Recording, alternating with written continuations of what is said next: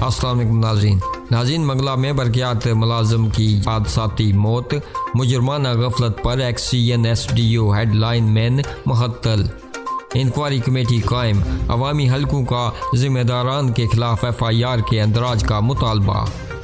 नाज़रीन, चौधरी गफ़ार लाइन की मरम्मती कर रहा था कि बिजली का करंट लगने से मौका पर जिंदगी की बाजी हार गया। सेक्रेटरी बरक़ियात ने मुजरमाना गफलत पर XCN खालिद सदीक, SDO सबील चौहान और हेडलाइन मैन मोहम्मद यूनुस को मुअत्तल करके 4 रुकनी इंक्वायरी कमेटी कायम कर दी। 1 हफ्ते में रिपोर्ट तलब।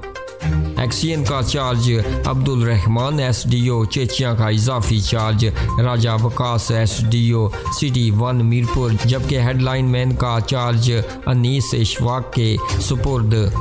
अवामी हलकों का गैर जानबदार शफाफ इंक्वायरी करके जिम्मेदारान को कैफेरे किरदार तक पहुँचाने का मुतालबा।